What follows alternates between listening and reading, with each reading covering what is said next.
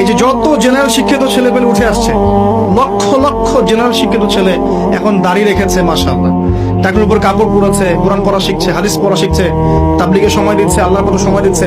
তারা ইচ্ছা করে এদের যে আমরা কোরআন শিখি, অর্থ বুঝি, হাদিস পড়ি, আমরাও দিনের জন্য কিছু করি। এদেরকে একটা মাদ্রাসায় ভর্তি করান না, এদেরকে কোন একটা মাদ্রাসায় ভর্তি করিয়ে 5 বছর 7 বছর পড়ান দেখি।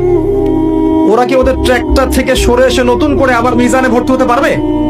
পারবে না। তাহলে ওদেরকে 4 বছর 5 বছরের কোনো কোর্সে ভর্তি করতে পারতেন না? এরকম কয়টা মাদ্রাসা আপনি আমাকে দিতে পারবেন যেখানে 5 বছরের জেনারেলদের কোর্স আছে? কয়টা মাদ্রাসা আছে? কিছু কিছু মাদ্রাসা আছে, আছে না? কয়েকটা মাদ্রাসা আছে। যে মাদ্রাসাগুলো আছে এখানে সব ছাত্র কি এখানে গিয়ে পড়তে পারবে? উচিত ছিল না যে বেশি বেশি এরকম মাদ্রাসার সুযোগ করে দেয়া? এই ছেলেরা কি দেশের সম্পদ নয়? উম্মার সম্পদ নয়? এরা কি উম্মার জন্য খেদমত করতে পারবে না? যদি আপনি ওদেরকে কাছে টেনে নিতেন, পালিশ করতেন, সে সৌরভ ছড়াতো।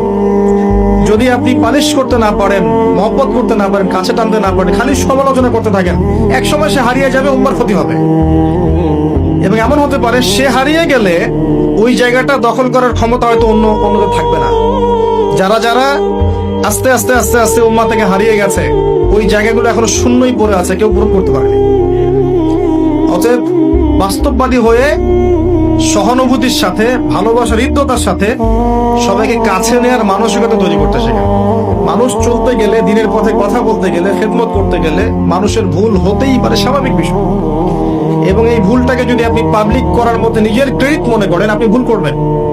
আপনি পশ্চিমাদেরকে, ইসলামের শত্রুদেরকে সুযোগ করে দিচ্ছেন, ইসলামের প্রকাশ্য শত্রুদেরকে আপনি সুযোগ করে দিচ্ছেন। এই সুযোগ কাজে লাগিয়ে তারা ইসলামকে ডমিনেট করতে পারবে, আপনার কোনো উপকার হবে না। একজনের বিপদে